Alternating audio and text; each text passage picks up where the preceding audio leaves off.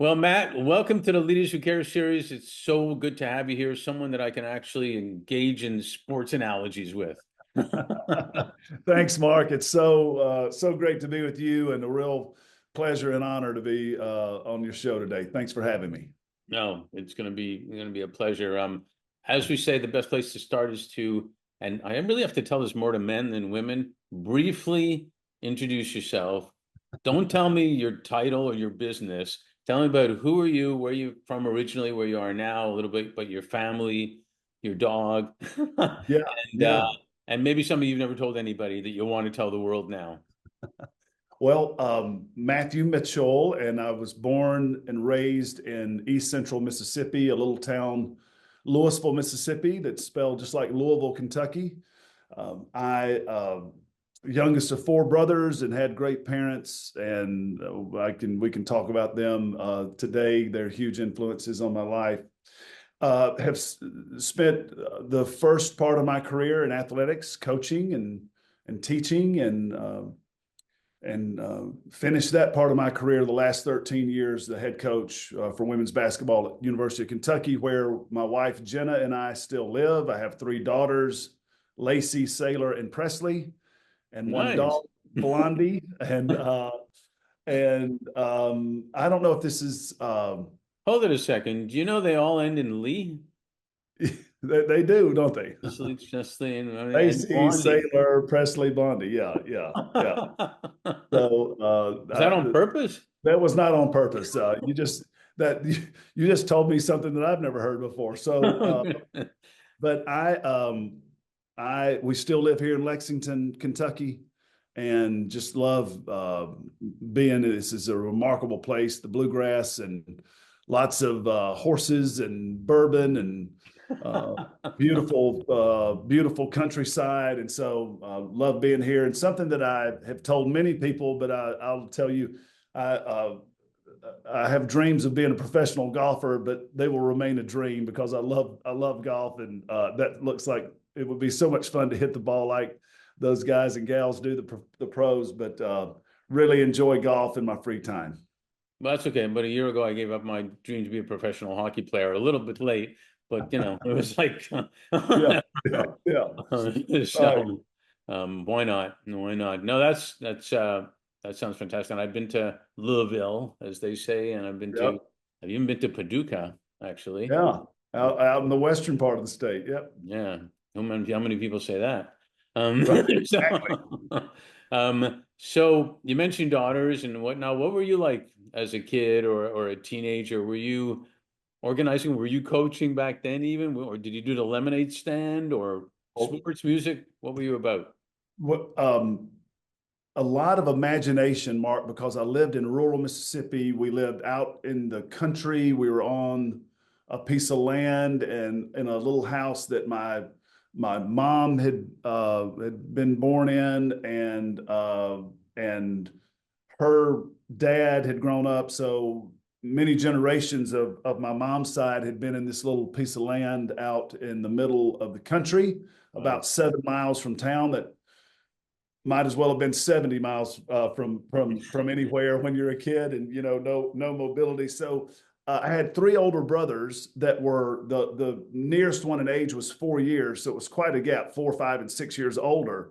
So I spent a ton of time, Mark, on my own, which led to a lot of imagination. And so if I did set up a lemonade stand, it would be for imaginary customers, but I was constantly playing sports. So I loved baseball, so I'd play these imaginary games in my head, and run around the yard. And football, the same way. Basketball, could shoot that. It's a good solitary sport. But I was obsessed with sports. Really enjoyed that. Enjoyed the outdoors. We were all in Boy Scouts, and was so fortunate as a really young kid to be in a really dynamic Boy Scout troop that learned a lot there, a lot about leadership, Yeah. uh, and so very active. And so it would be a real treat to get to go into town. My grandmother lived there, and she was a baseball fanatic. So at the time, Oh, WTBS came out with a Superstation, and WGN out of Chicago. So uh, the Cubs didn't have lights on the field, so we'd watch the Cubs at home in the afternoon, and then we'd watch the Braves at night. And I loved those times with my grandmother, and so it was a really fun childhood full of sports and adventure outdoors. But that sounds fantastic. How we used to be outdoors so much more, Yeah, and imagining the games. We had to imagine a lot of stuff, right, back then, yeah. and everything. And I think that's one good thing about the space program coming back is that imagination has started again, which is really good. Had you ever heard of the game? I don't know if we ever talked about this called Stratomatic baseball. I I haven't. It was a game we played when we were kids that had all the players on cards and all sorts of statistics and everything. And you had to strategize in this board game how Oh to play wow. together. It was super popular. And I heard one of the ESPN guys say it recently saying, remember Stratomatic? We used to play that. And it's iconic if you ever get a chance to look it up as a baseball fan, if you will. It was super cool. Let me move a little bit further. Your education journey, I guess, if you will, Yep. went on to get a marketing degree at Mississippi State. Yep.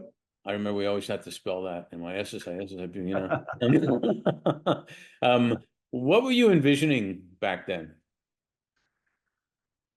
Well, it's interesting. I got married at 18. We had a baby on the way that was unexpected, and she's turned out to be a wonderful person. And so I'm so happy that it happened, but it really derailed my athletic playing career in college.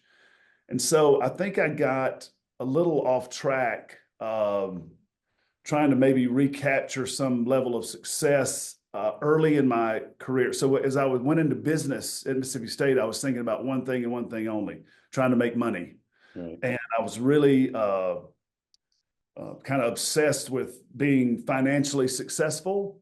And so I was thinking when I was in marketing, to be real frank with you, Mark, because it wasn't real strenuous. I was not real academically driven at the time. I was sort of projecting into the future always. Just let me just get this degree and I'm going to go make $1 million. That was sort of my attitude.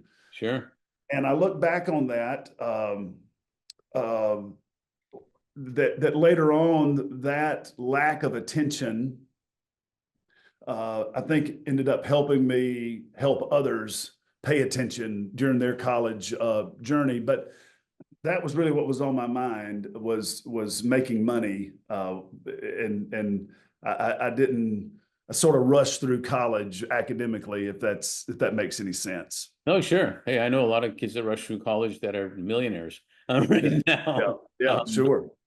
but it's understandable. I mean, you have a kid and a wife, and you got to do what you got to do, right? Yeah, yeah, Type of thing. It's funny though. I always find they say there's reasons for everything, which I kind of believe, and for when yeah. things happen, Yes, and just how you take those in and what you do with them, etc. And there's always a thread, and you can kind of see the thread already into what you've been doing. We found that our firm, on the premise that leaders and organizations can always do better when they're doing good, mm, and you clearly got to that point where you were creating a culture in what you did aligned with that. And as we both know, sports, as they say, mimics, or it's the same as life, and vice versa.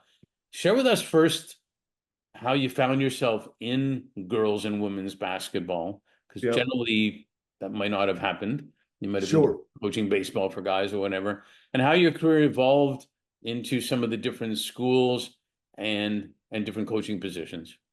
Well, I got out of college, and the person in my small town that was making the most money was in the construction business. So of course, I tried to get into the construction business, and I went to work for a contractor, trying to learn that business, and I was just miserable. I didn't have a real mathematical mind. I didn't see the angles. I had no talent for construction.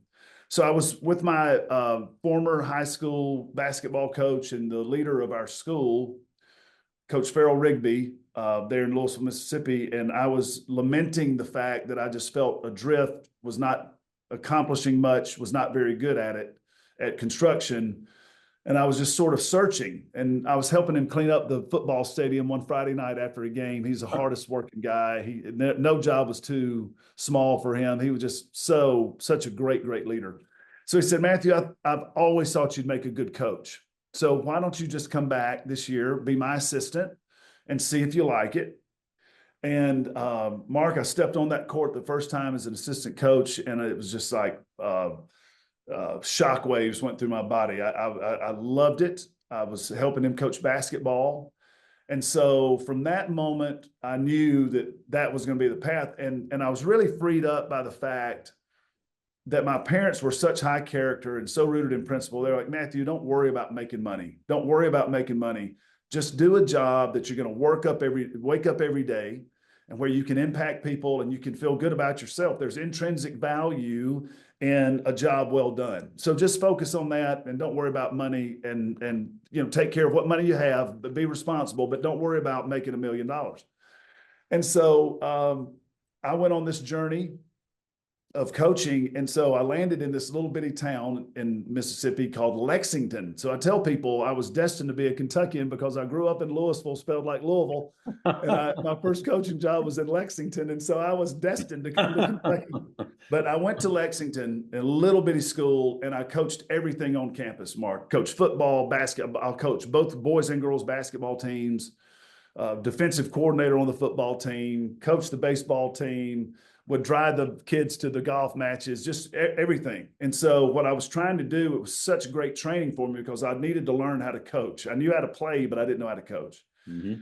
So the way I got into girls basketball is that I wanted to do a great job for my girls, just like my boys. Of course, I fancied myself as, I was going to coach the Lakers. I was going to coach in the NBA. And that was, I went from making $1 million to another high aspiration. I'm going to coach the Lakers with no credentials or anything, to speak of. But that was my dream. Sure. But I wanted to do a good job for my girls. So I started working camps in the summer.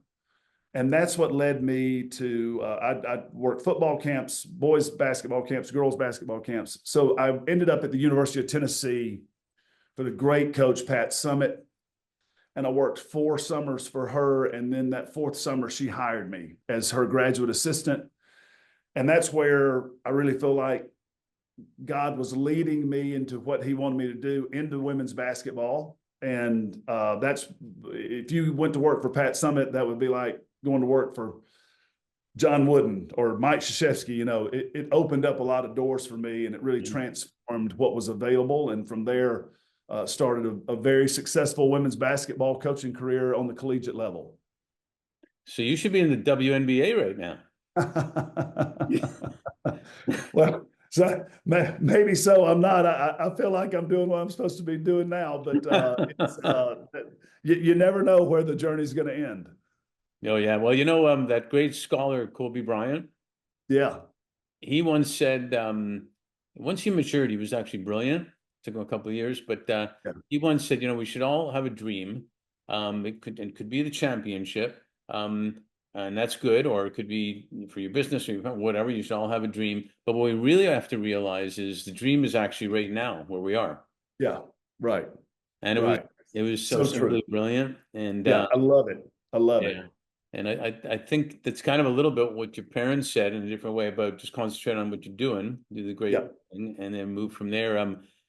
Can you tell us about maybe what you picked up and selected from coaches? Because I know, having coached myself and just in general, and even players, you pick up different things from different coaches to make yourself better the way you are. Can you tell us about what you picked up from coaches and even others to form your own leadership style? How that evolved as an assistant to a head coach, and then we'll get to something else. There were really the 4 coaches that I worked for in women's basketball are all in the Hall of Fame. So Pat Summitt, what I learned from her, the biggest thing was one of the great pillar points of discipline is consistency. She was so consistent. She was one of the most popular sports figures. She was on, back when magazines were a thing, she was on the cover of Sports Illustrated. She was on the cover of Time magazine. She was a national figure. and she had a lot of things that could have knocked her off her game and distracted her from coaching championship basketball. But when she hit that floor every day, she was so consistent. That was Pat Summit. Mickey DeMoss was her top assistant at Kentucky, who I went on to work for at top assistant at Tennessee. She eventually got the Kentucky job and hired me as her assistant before I became the head coach. And I learned preparation from her, how to really go deep. And, people say, no stone left unturned. Like she taught me a master class in preparation. I only thought I was getting prepared, and she taught me preparation. Right. Carol Ross, I worked for at Florida. She taught me how to get out of my comfort zone and uh, be more analytical and use data to drive my coaching decisions instead of always going with your gut. Because I love to go, instinct and my Sure. gut. And so she taught me the value of data. Just a really, really powerful thing for me when I was developing as a coach. And then Carolyn Peck, who's in the Hall of Fame and national championship coach at Purdue, I worked for her at Florida. And she taught me the power of positivity. She was so positive, and she woke up every day trying to help people move forward and serve people. And I loved learning from all of those four women.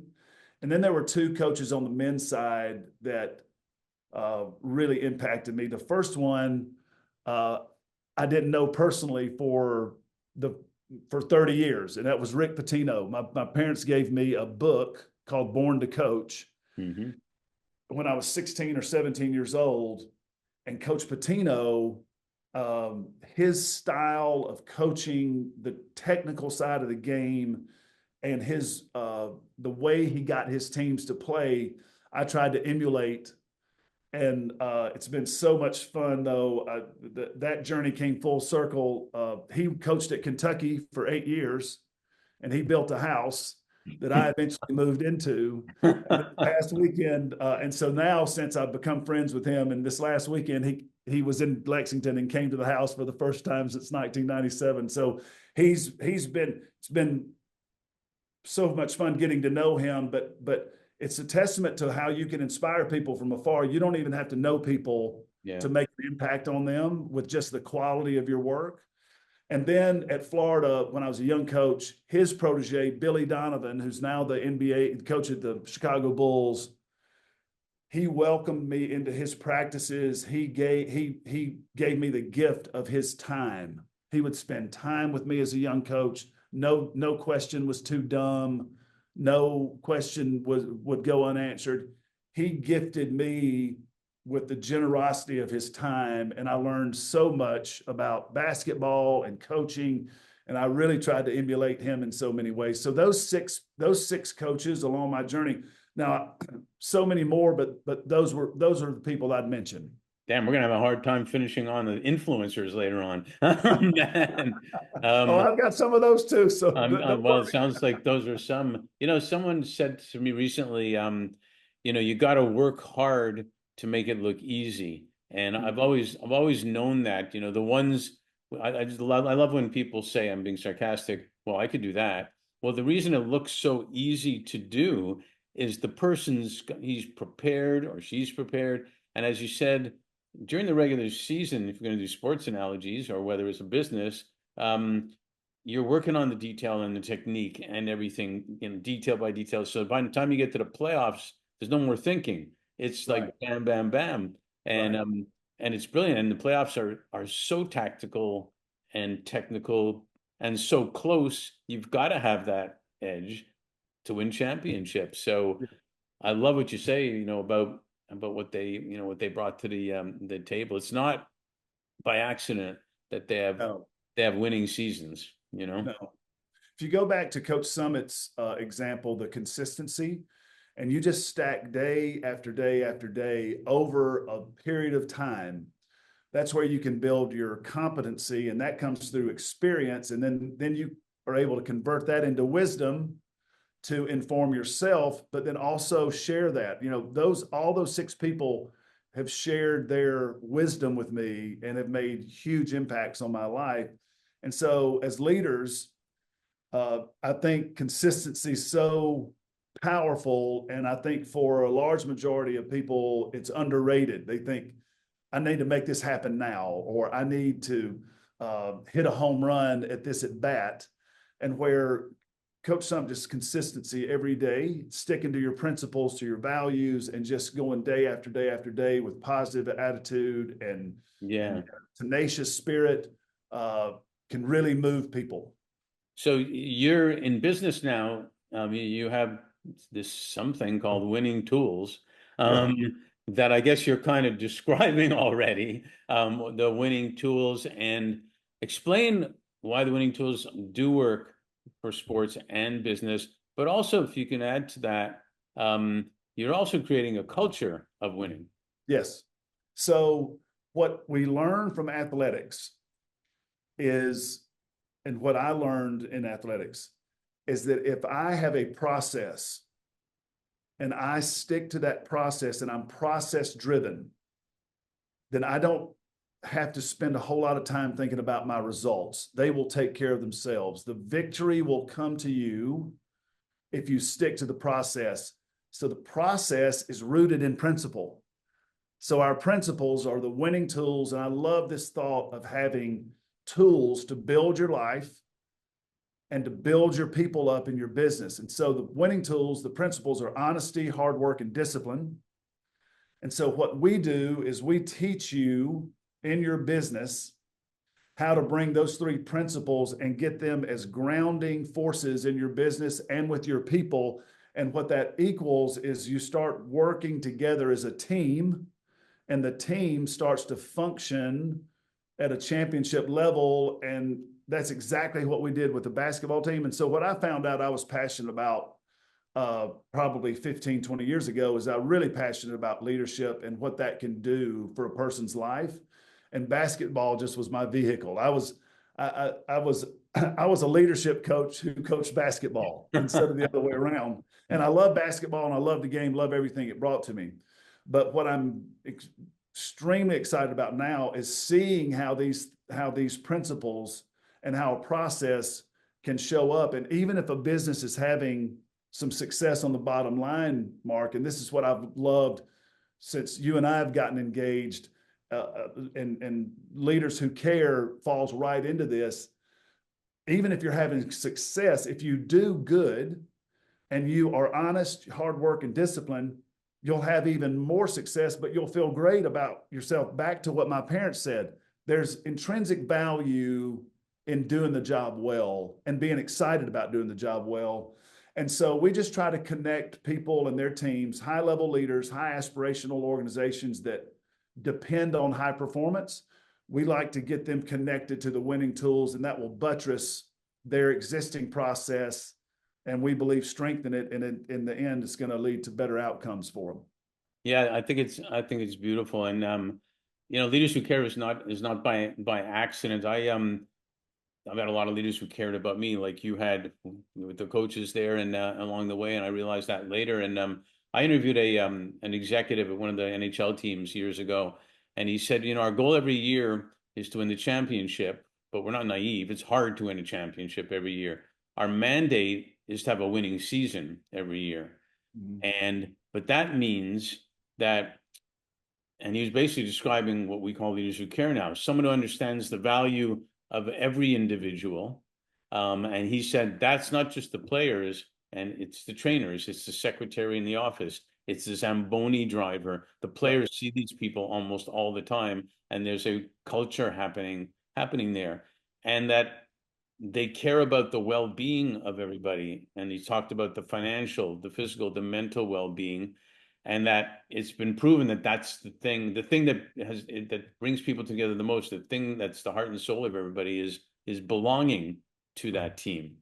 So what's your thoughts on how championship leaders like that in sports and business do understand that as part of their strategy, and they ensure that everybody knows they have value, everybody belongs as part of the team? And even if I can go further, and then I'll stop talking, is how it impacts the families and their kids as well. I think it comes to the word investment. Hmm. And a leader that cares about their team is going to invest time and is going to invest in development of the people in their organization. And so what I used to tell the players is that the very first winning tool is honesty. And one of the first things that we try and teach, and we do this in business now, is letting everyone know that it's so powerful to be able to be honest with yourself. And so we taught that started with humility. And so a lot of people think humility is I've got to, put myself in the background and I've got to think lower of myself. We said that humility, our definition is an accurate view of yourself. So you have to get really honest with yourself. And that means not only do I have to see what my faults are, and I think a lot of us that have achieved, and I've met so many leaders, were spurred on by this fear of failure, which can get you jump started. I think there's a shelf life on that, and I think it really gets some negative thoughts in your head when you're driven by fear. What we wanted to start with is step forward with what are the gifts you have to contribute to our success. So now, once we identify those, you have to be honest with yourself and you have to bring those to the forefront.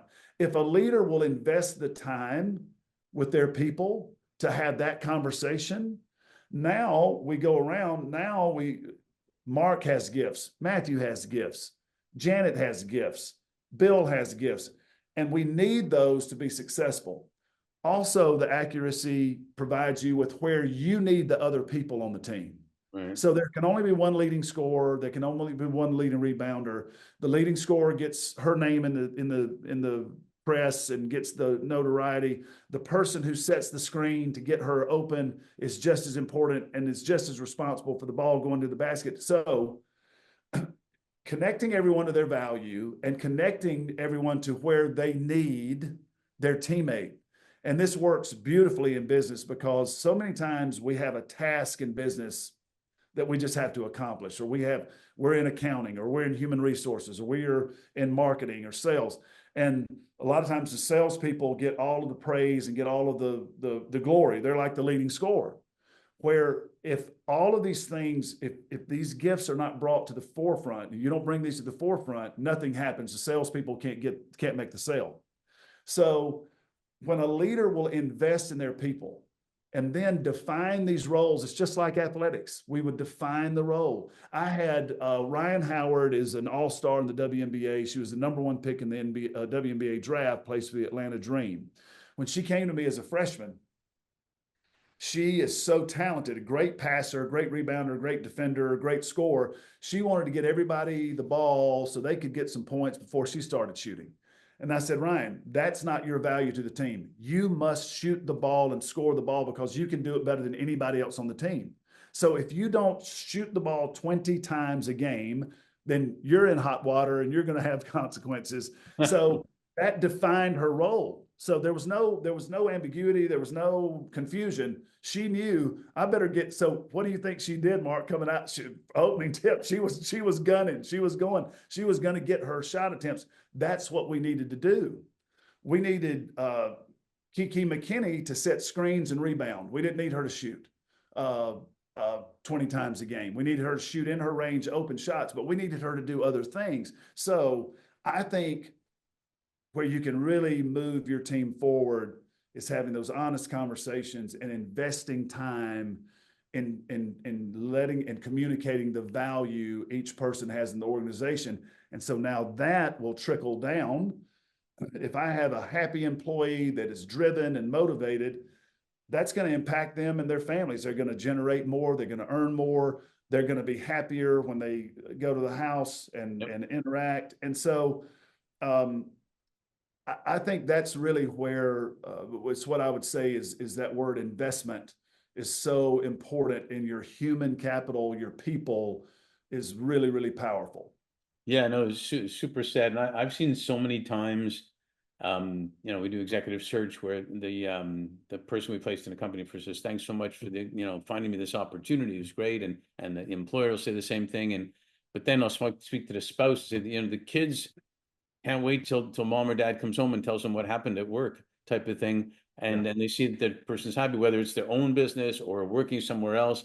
And the kids hear that, or they hear the opposite. If people come home and say, oh, work sucks, give me a beer, Yeah. I'm gonna watch the game and whatnot, and the kids see that. Right. So all this stuff really does make an impact. And I love your analogy about, the team. Most sports fans will understand a lot of that, but the scorer will still get it. But generally, if the score, and I think you said, make yourself a little bit lesser because they're good people. They want to pass to everybody. And but if you don't win because of that, that's not going to be good either. No. And like one expression I love is clear is kind. The clearer you are, the kinder Yeah. you're being to people.